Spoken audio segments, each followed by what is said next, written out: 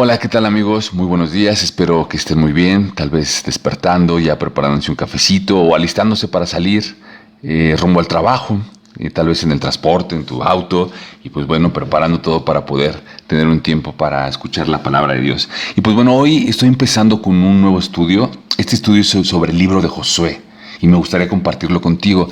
¿Por qué el libro de Josué? Fíjate, con Josué empiezan la serie de libros históricos en el Antiguo Testamento. Y es un libro muy importante porque marca el parteaguas del pueblo de Israel entre la salida de Egipto y la introducción a la tierra prometida, con una etapa intermedia que es el desierto. Pero este libro va a hablar muchísimo a nuestro corazón porque es un libro donde hay una analogía directa a nuestra vida como creyentes, como hijos de Dios. Una vida que después de así como el pueblo de Israel que fue rescatado de Faraón y de Egipto, así también nosotros fuimos rescatados de Satanás y del mundo pecador en el cual seguimos viviendo. Entonces, es una analogía directa a nuestras vidas y por eso estoy seguro que Dios va a hablar a cada uno de nuestros corazones. Mira, Josué sin duda fue uno de los personajes más sobresalientes del Antiguo Testamento por este hecho y fue parte de este proceso significativo para Israel, donde esta nación fue trasladada de un reino de tinieblas, de esclavitud y sufrimiento, que es lo que hablábamos, Faraón, que es una figura de Satanás, y Egipto, una figura del mundo, y fue trasladado a un reino de luz, libertad y gozo en la presencia del Señor. Es exactamente así como nosotros vivíamos. Vivíamos en un mundo donde hacíamos nuestra voluntad, donde sufríamos por hacer nuestra voluntad y donde pagábamos las consecuencias de hacer nuestra voluntad, donde estábamos siendo esclavizados por Satanás, viviendo en un mundo de pecado, de tinieblas. Y así es como vivía el pueblo de Israel. Entonces, hoy cuando nosotros somos rescatados y salvados, el Señor nos ha trasladado a un mundo de luz y de libertad en Cristo. Y esto es precisamente lo que el pueblo de Israel iba a experimentar.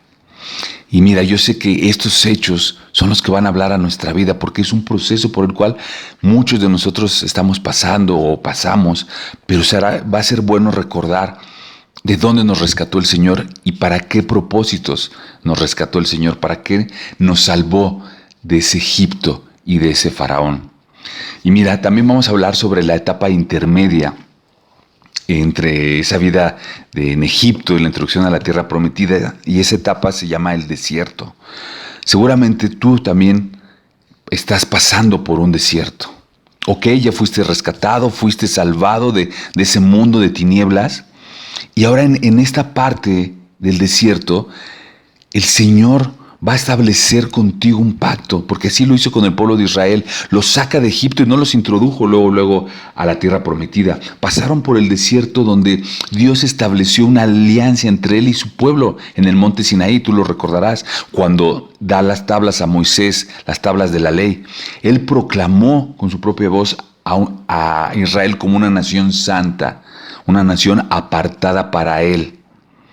Él también ahí estableció e hizo construir un tabernáculo para habitar entre ellos y hacer morada entre ellos. ¿Y qué fue lo que pasó cuando tú recibiste a Cristo en tu corazón?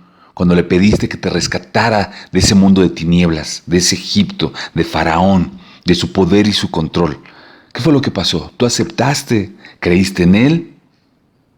Así como lo hizo el pueblo de Israel cuando pintó los dinteles en el día de Pascua, los pintó con la sangre de ese cordero que iba a evitar esa última plaga, la plaga de la muerte de los primogénitos. Así como ellos pusieron su fe y creyeron, y entonces pasó Dios y no murió ningún primogénito, y entonces debido a eso fue rescatado Israel del pueblo de Israel. Así tú también creíste en esa sangre del Cordero de Dios que quita el pecado del mundo, ¿verdad? Así como tú creíste en esa sangre, fuiste rescatado. Entonces en ese momento, cuando tú recibiste a Jesús como tu único y suficiente Salvador, también se hizo un tabernáculo. Tú te convertiste en un tabernáculo y el Espíritu Santo de Dios moró en tu vida y mora en tu vida. Así lo hizo Dios con el pueblo de Israel y construyó ese tabernáculo, mandó a construir ese tabernáculo en el desierto, donde Él estableció sus leyes, hizo un pacto contigo. Y ese pacto es el que nosotros hemos hecho con Él cuando lo recibimos, cuando empezamos a leer su palabra, cuando creímos que la palabra de Dios es real, es verdadera, es viva y eficaz. Entonces esa palabra vive en nuestro corazón, esa palabra está nutriendo nuestra alma, nuestro espíritu, y entonces hemos establecido un pacto con Él. Así fue. En el desierto Él estableció un pacto con su pueblo para entonces, con ese pacto y con ese conocimiento de Él y preparación que Él dio en ese momento, los iba a poder introducir a la tierra prometida. Que ojo, la tierra prometida no es el paraíso, la tierra prometida no es el cielo como a veces lo pensamos, lo creímos o nos enseñaron.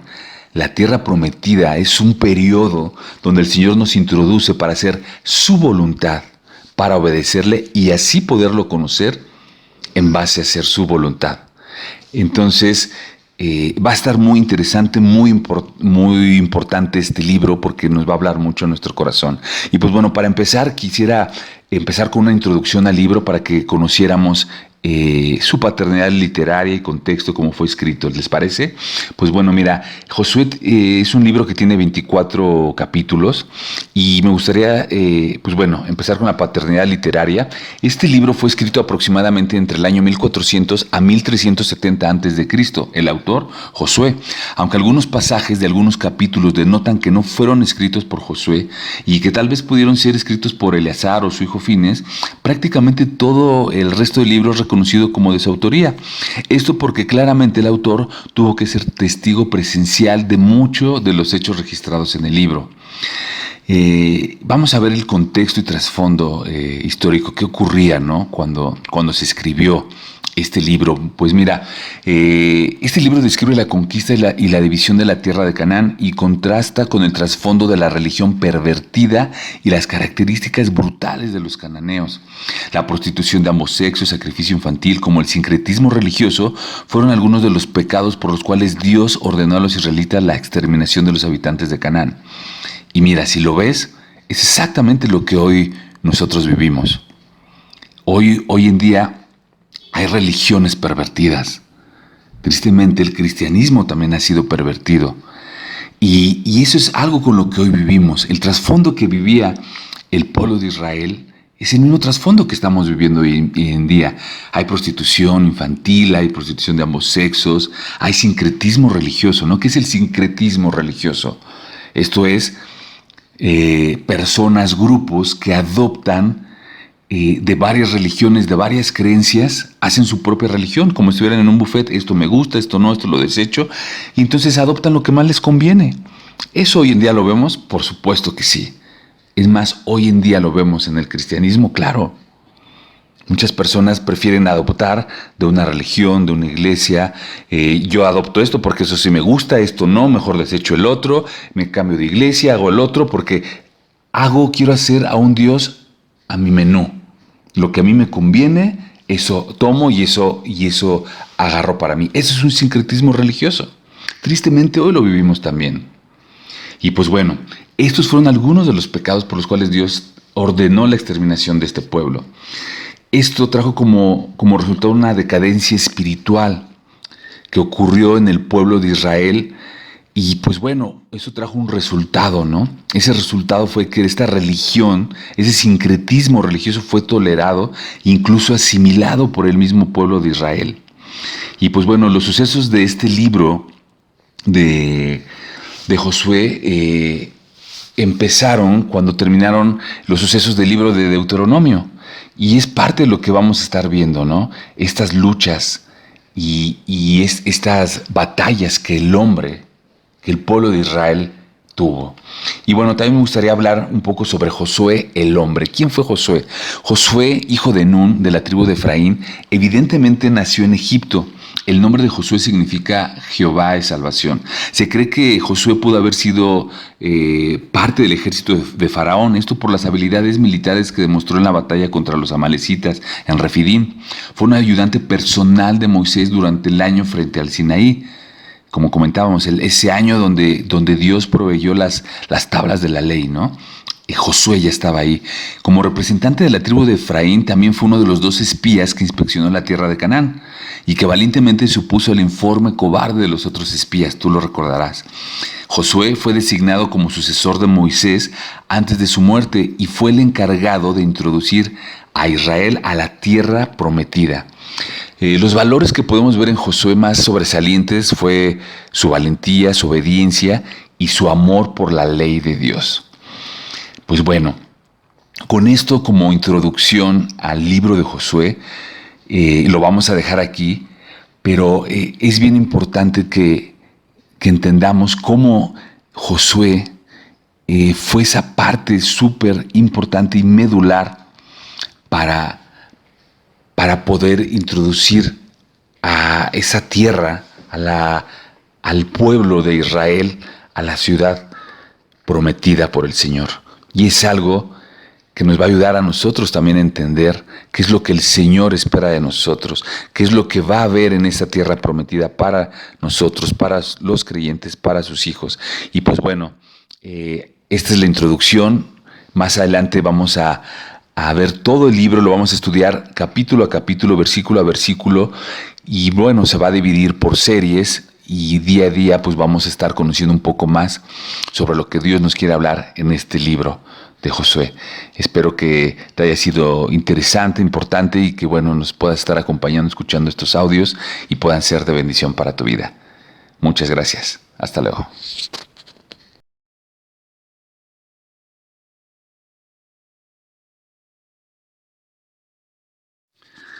Hola, ¿qué tal amigos y amigas? ¿Cómo están? Espero que estén muy bien, que estén teniendo un excelente día, que el día les pinte muy bien. Y si no fuera así, si van a tener el día un poquito complicado, pues bueno, te invito a que hagas una oración, a que le entregues tu día, tus actividades a Dios. Y créeme que cuando tú le entregas tu día, le entregas tus planes, tus propósitos a Dios, Él te ayuda y todo va a salir mucho mejor de lo que esperabas, de verdad. Y pues bueno, qué mejor también para empezar el día que empezar con la meditación de la palabra de Dios. Y hoy pues bueno, estamos en el día 2 del estudio del libro de Josué, recordando que estamos en la parte introductoria solamente, todavía no empezamos en sí el estudio del libro de Josué, pero va a ser muy importante conocer estos hechos preliminares para poder entender el libro y el estudio. Pues bueno, vamos a recapitular un poquito de lo que vimos la semana pasada. Veíamos que el pueblo de Israel fue sacado de Egipto de 430 años de esclavitud. Decíamos que Faraón y Egipto simulaban o eran una analogía de Satanás y el mundo.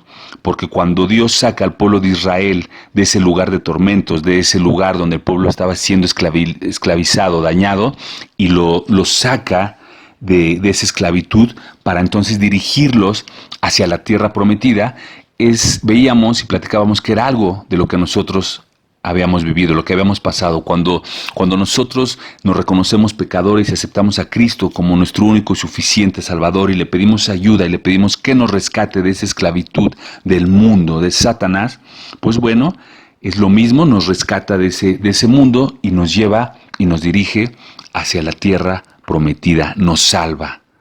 Y así fue lo que pasó con el pueblo de Israel, los salvó, los rescató. Y entonces veíamos también que va a haber un periodo intermedio, que es el desierto que es un lugar donde sí o sí todo cristiano, todo creyente, todo hijo de Dios pasa. Todos pasamos por ese desierto. Una vez que somos salvados, rescatados, somos introducidos a un desierto donde el Señor nos va a probar, pero donde también vamos a poder ver a Dios, donde vamos a poder sus maravillas, donde vamos a poder Él obrar en nuestras vidas, pero es un lugar de preparación, un lugar de prueba. De nosotros depende cuánto dura ese desierto, si ese desierto va a durar unos meses, si va a durar unos años, o tristemente puede durar toda la vida y nunca llegar ni siquiera a la tierra prometida. Porque déjame decirte que así le pasó al pueblo de Israel.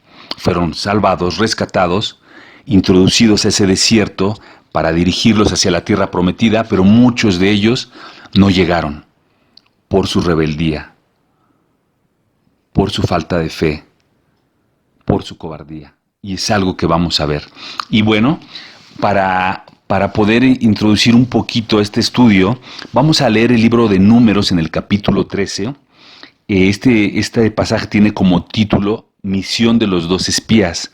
Mira, aunque este solamente es un pasaje del cual vamos a basar un poquito esta historia en el desierto, porque si leyéramos todo lo que fue el periodo del Éxodo a la tierra prometida, son muchos capítulos, muchos versículos, mucha información y no acabaríamos. Solamente te voy a llevar y nos vamos a concentrar a este punto, cuando Moisés manda 2 espías a la tierra prometida para reconocerla, para ver cómo era la tierra prometida que Dios les había dado.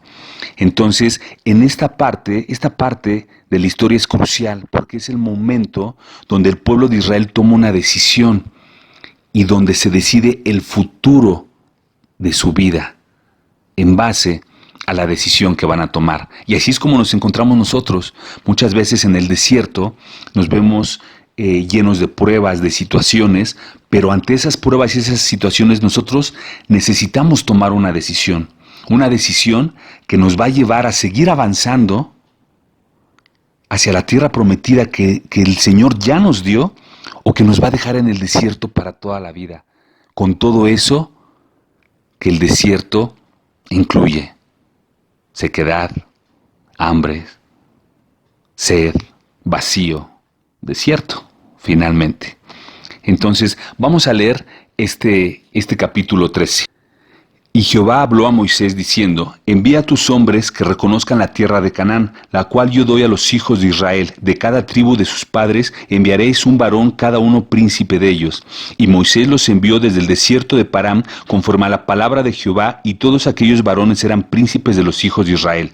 Estos son sus nombres: de la tribu de Rubén, Samúa, hijo de Zacur; de la tribu de Simeón, Safat, hijo de Jorí; de la tribu de Judá, Caleb, hijo de Jefone; de la tribu de Isaacar, Igal, hijo de José; de la tribu de Efraín, Oseas, hijo de Nun; de la tribu de Benjamín, Palti, hijo de Rafú; de la tribu de Zabulón, Gadiel, hijo de Sodi; de la tribu de José; de la tribu de Manasés, Gadi y su hijo Susi; de la tribu de Dan, Amaliel, hijo de Gamalí; de la tribu de Aser, Setur, hijo de Micael; de la tribu de Neftalí, Naví, hijo de Babsi; de la tribu de Gad, Geul, hijo de Maquí. Estos son los nombres de los varones que Moisés envió a reconocer la tierra, y a Oseas, hijo de Nun, le puso Moisés el nombre de Josué. Los envió pues Moisés a reconocer la tierra de Canaán, diciéndoles: subid de aquí al Negev y subid al monte, y observad cómo es y el pueblo que en él habita, si es fuerte o débil, si es poco o numeroso, cómo es la tierra habitada, si es buena o mala, y cómo son las ciudades habitadas, si son campamentos o plazas fortificadas, y cómo es el terreno, si es estéril o fértil, si en él hay árboles o no, y esforzaos y tomad del fruto del país. Y era el tiempo de las primeras uvas, y ellos subieron y reconocieron la tierra desde el desierto de Sin hasta Rehob, entrando por Amat, y subieron al Negev y vinieron hasta Hebrón, y allí estaba Amam, Sesaí, Talmaí, hijos de Anac, Hebrón, y fue edificada 7 años antes de Son en Egipto, y llegaron hasta el arroyo de Escol, y de allí contaron un sarmiento con un racimo de uvas, el cual trajeron 2 en un palo, y de las granadas de los higos, y se llamó aquel lugar Valle de Escol, por el racimo que cortaron de allí los hijos de Israel, y volvieron de reconocer la tierra al fin de 40 días. Y anduvieron y vinieron a Moisés y Aarón y toda la congregación de los hijos de Israel en el desierto de Parán, de Cades, y dieron la información a ellos y a toda la congregación, y les mostraron el fruto de la tierra, y les contaron diciendo: nosotros llegamos a la tierra a la cual nos enviaste, la que ciertamente fluye leche y miel, y este es el fruto de ella. Mas el pueblo que habitaba aquella tierra es fuerte, y las ciudades muy grandes y fortificadas. Y también vimos allí a los hijos de Anac. Amalec habita en el Negev, y el Eteo Eteo y el Jebuseo y el Amorreo habitan en el monte, y el Cananeo habita junto al mar y a la ribera del Jordán. Entonces Caleb hizo callar al pueblo delante de Moisés y dijo: subamos luego y tomemos posesión de ella, porque más poderosos nosotros que ellos.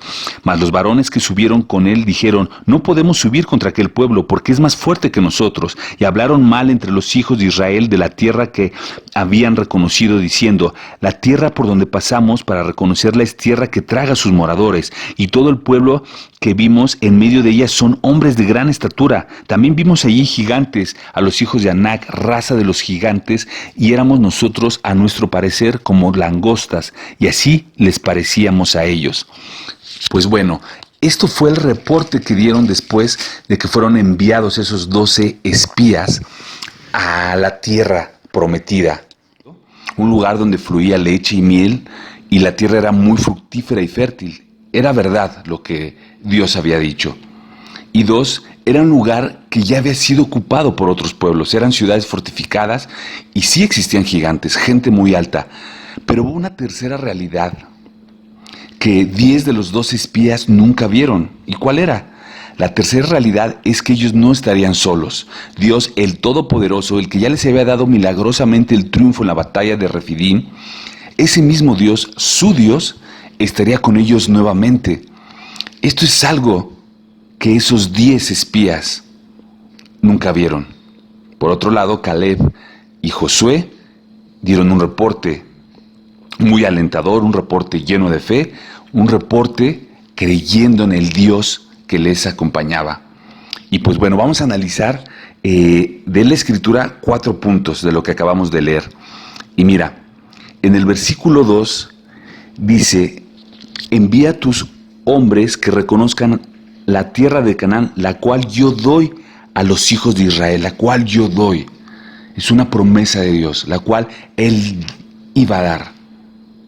Y en su tiempo y en su momento la tierra ya estaba dada para ellos. Cuando tú recibes a Cristo, cuando tú te rindes a Él, al Señor, Él te da una nueva vida, Él te da ya una nueva tierra, tú ya la tienes, aunque a lo mejor todavía no la estás experimentando, pero tú ya la tienes.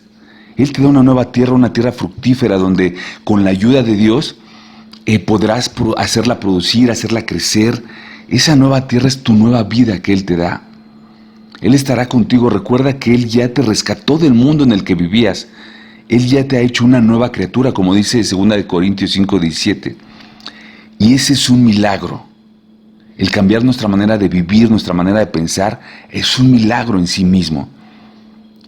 Y puedes tener la fe y la certeza y la confianza de que cuando Dios te promete que te va a dar algo es porque ya te lo dio, está ahí. Lo único que tienes que hacer es tomarlo, vivirlo y experimentarlo. Y así es como en este versículo 2 vemos, Él ya les había dado esa tierra prometida.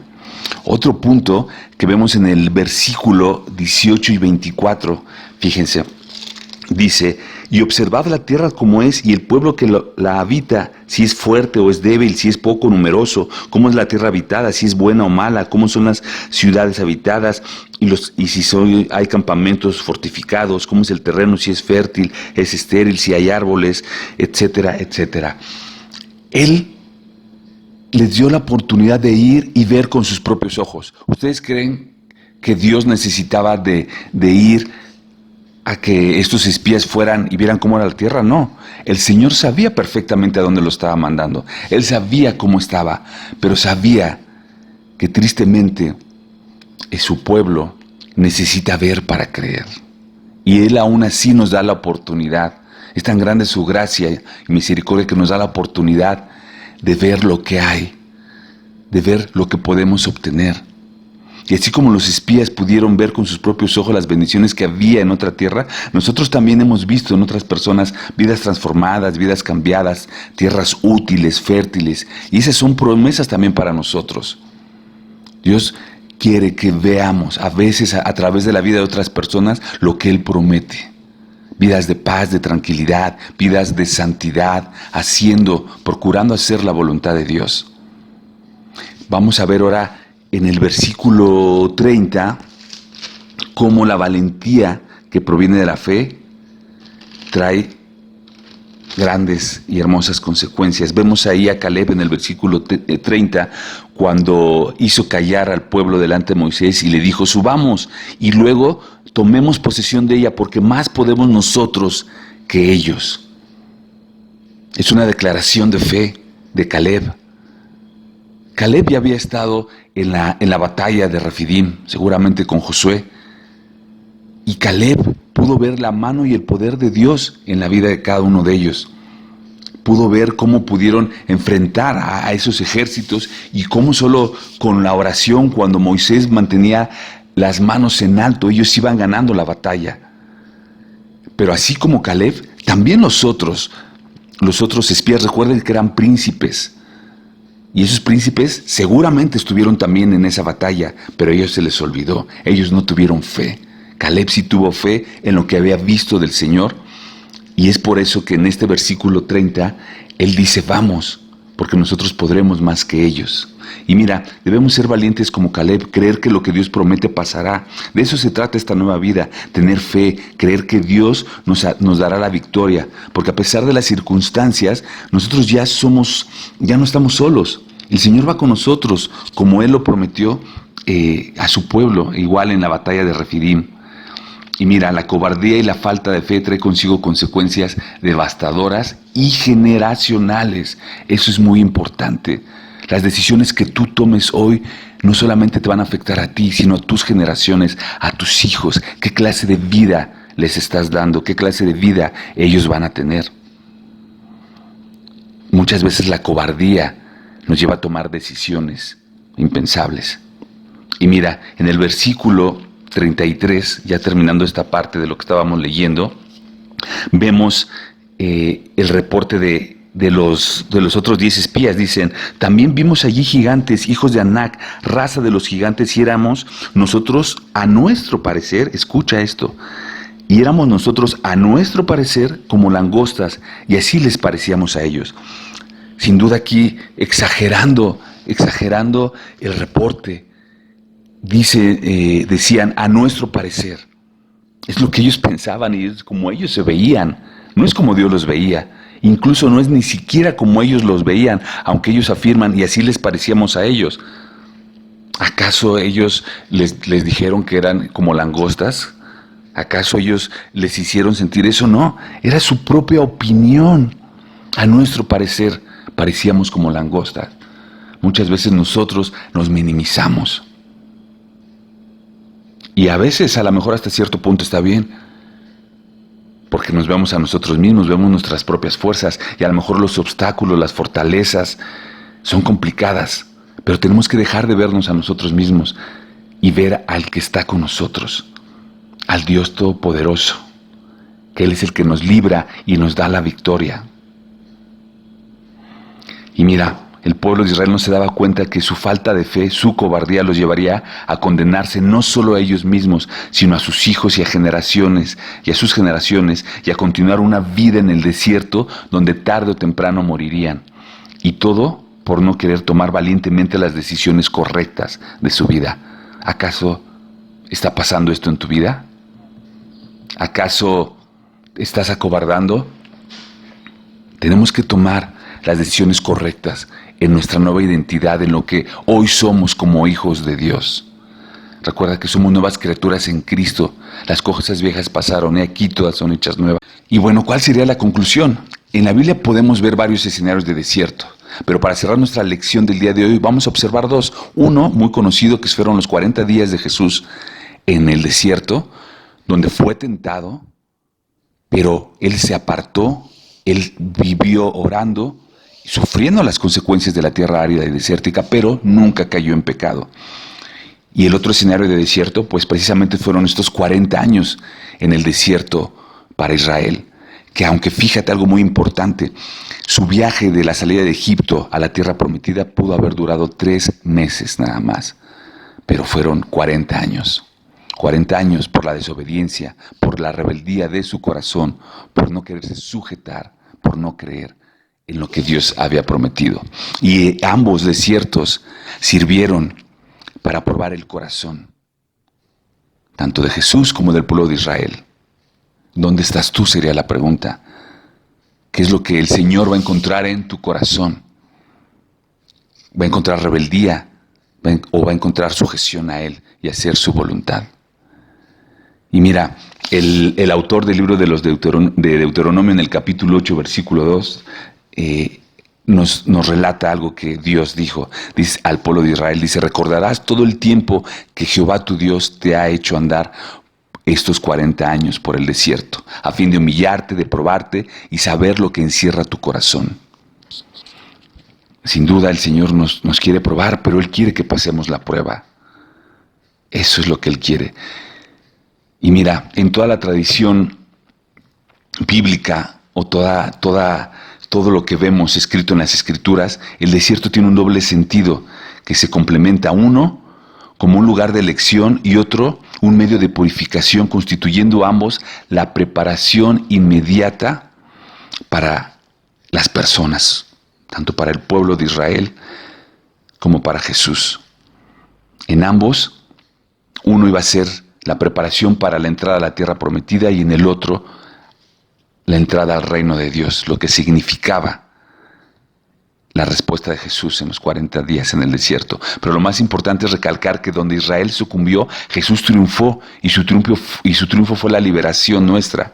De aquí que para nosotros la imagen del desierto, su simbolismo, toma en Cristo una realidad, superando Él toda prueba consumada en su muerte. Él nos ha abierto las puertas a la verdadera tierra prometida, a esa nueva Jerusalén que vendrá más adelante. Y pues bueno, espero que haya sido de bendición esto para ti y que puedas hacer una aplicación práctica a tu día a día, a tu manera de vivir. Que Dios te bendiga. Hasta pronto.